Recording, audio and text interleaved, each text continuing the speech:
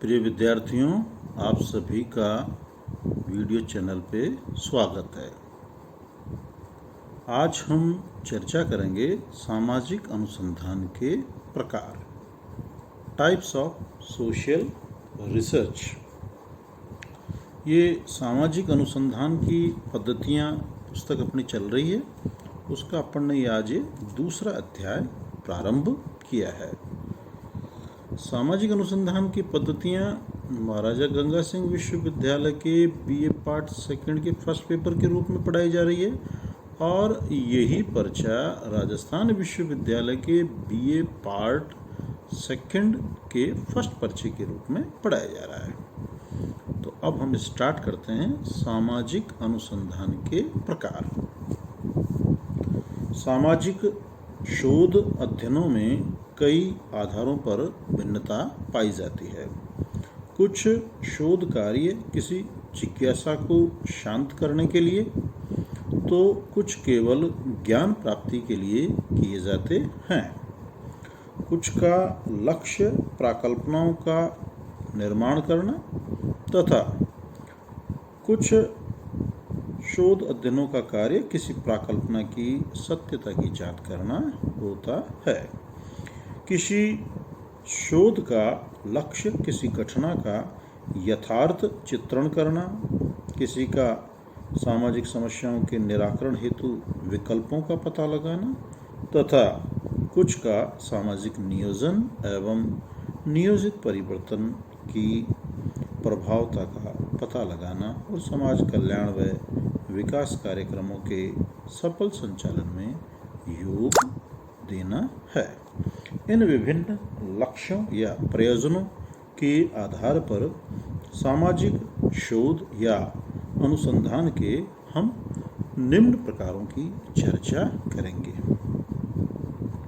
उनमें पहला है अन्वेषणात्मक अथवा निरूपणात्मक शोध, फॉर्मुलेटिव रिसर्च। जब शोधकर्ता किसी सामाजिक घटना के पीछे छिपे कारणों को ढूंढ निकालना चाहता है ताकि किसी समस्या के सैद्धांतिक एवं व्यवहारिक पक्ष के संबंध में पर्याप्त ज्ञान प्राप्त हो सके, तब अध्ययन के लिए जिस शोध का सहारा लिया जाता है उसे अन्वेषणात्मक या निरूपणात्मक शोध कहते हैं।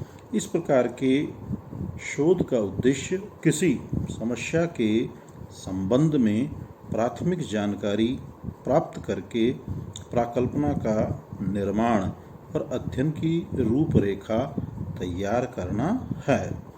हंसराज नामक विद्वान ने बताया कि अन्वेषणात्मक शोध किसी भी विशेष अध्ययन के लिए प्राकल्पना का निर्माण करने तथा उससे संबंधित अनुभव प्राप्त करने के लिए अनिवार्य है।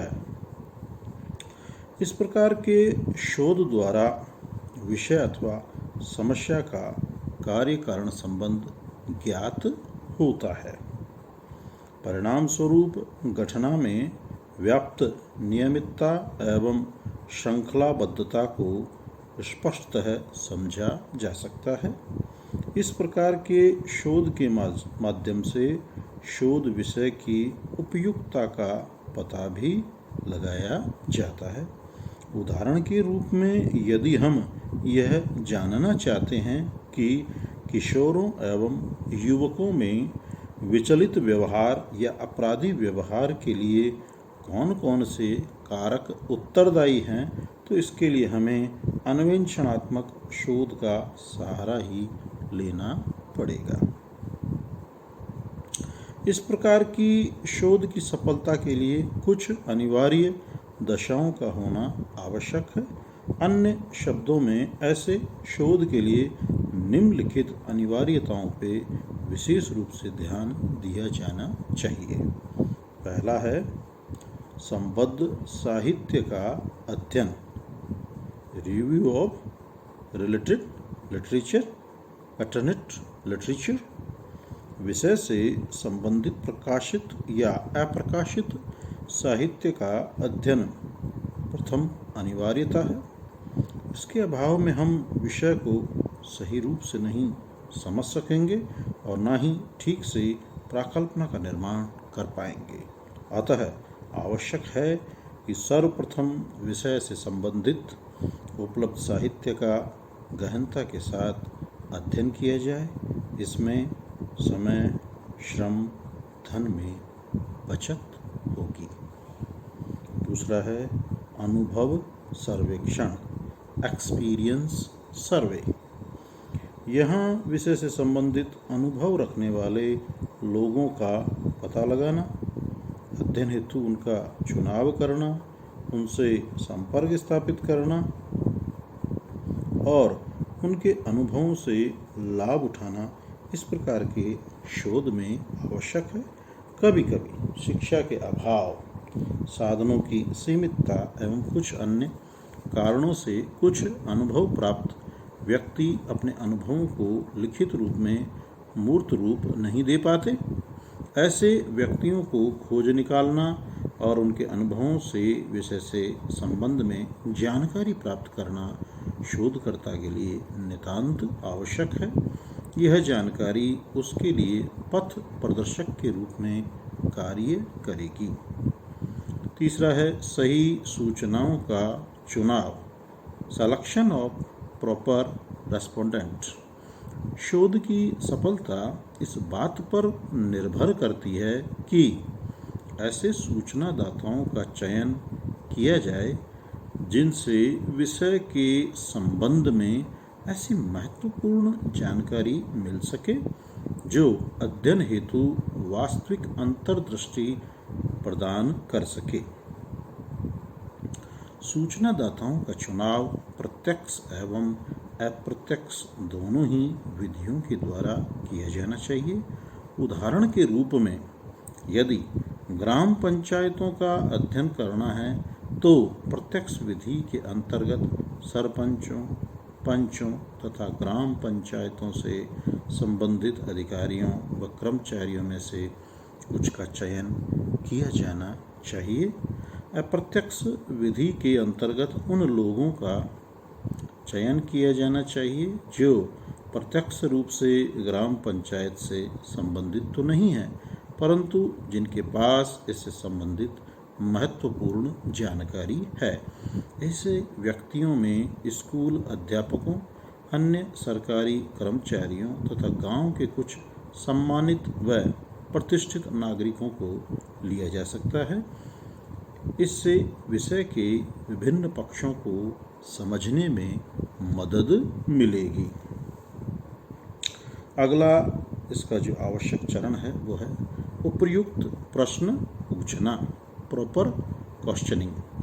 शोधकर्ता की सफलता इस बात पर निर्भर करती है कि सूचना प्राप्ति हेतु प्रश्न बहुत सावधानी पूर्वक बनाए जाएं। साथ ही किसी उपयुक्त विधि द्वारा प्रश्न पूछे जाएं ताकि विषय से संबंधित सही जानकारी मिल सके। इसके अभाव में महत्वपूर्ण सूचनाएं उपलब्ध नहीं हो सकेगी। अंतिम है अंतर्दृष्टि प्रेरक घटनाओं का विश्लेषण, analysis of insight splitted cases. विषय के विभिन्न पहलुओं के संबंध में शोधकर्ता का ज्ञान सामान्यतः सीमित होता है। इसी कमी को दूर करने हेतु आवश्यक है कि सभी पहलुओं का गहनता के साथ अध्ययन एवं विश्लेषण किया जाए। सभी पक्षों को उजागर करने वाली घटनाओं का सूक्ष्म अवलोकन एवं अध्ययन किया जाए। ऐसा करने से विषय के संबंध में एक ऐसी अंतर्दृष्टि प्राप्त होगी जो शोधकर्ता की सफलता के लिए अत्यंत आवश्यक है। अब कल हम बात करेंगे अन्वेषणात्मक शोध के प्रमुख कार्य और फिर अगला वर्णनात्मक शोध, परीक्षणात्मक शोध, विशुद्ध शोध, इनके ऊपर कल हम विस्तार पूर्वक चर्चा करेंगे। जैसा मैंने मेरे इसकी स्टार्टिंग में ही आपसे चर्चा की थी, ये पर्चा थोड़ा सा सैद्धांतिक है। इसमें आपको शुरुआत में थोड़ी सी कठिनाई होगी, घबराने की आवश्यकता नहीं है। कुछ शब्दावलियाँ, कुछ इसके शब्द प्रत्यय आपको क्लिष्ट लग सकते हैं, थोड़े से अटपटे लग सकते हैं, लेकिन धीरे धीरे आप इससे अवगत हो जाएंगे। इस विकास यात्रा में आप मेरे साथ चलें। हाँ, अगर आपको कोई जिज्ञासा है, समस्या है, कोई बात नहीं समझ में आती, आप अवश्य पूछा करें, बेझिझक पूछा करें। कुछ विद्यार्थी साथी पूछते भी हैं, मेरे से चर्चा भी करते हैं, तो मैं इस मंच पे आप सभी का आमंत्रण करता हूँ, आह्वान करता हूँ, आप बिल्कुल बेझिझक पूछें। कोई भी आपकी समस्या है, कहीं कोई बात को लेके है, आप पूछें, बिना झिझक के पूछें। और दूसरी बात जो मैं बार बार दोहराता हूँ, कोरोना के संदर्भ में आपको पूरी सावधानी रखनी है। विद्यार्थी मित्रों, अनावश्यक भीड़ में नहीं जाना, अनावश्यक भीड़ का हिस्सा नहीं बनना है हमें। कोई बहुत अति आवश्यक है तो ही बाहर जाएं, और वो भी मास्क लगा के जाएं, सामाजिक दूरी की पालना करें, और जो समय समय पे सरकार जो गाइडलाइंस जारी करती है उनकी अनुपालना करें, क्योंकि ये ना केवल आपके वरन आपके परिवार, मित्रों, सबके हित में है। हमें इसकी कठोरता से अनुपालना करनी है, और मुझे पूर्ण विश्वास है आप इसकी अनुपालना पिछले कुछ समय से कर भी रहे हैं, आगे भी करते रहेंगे। भगवान करे जल्दी से जल्दी इसकी विदाई हो कोरोना की, हम सब स्वस्थ रहें, प्रसन्नचित्त रहें, अध्ययन अध्यापन करते रहें। इन्हीं मंगल कामनाओं के साथ आप सभी का धन्यवाद, आभार।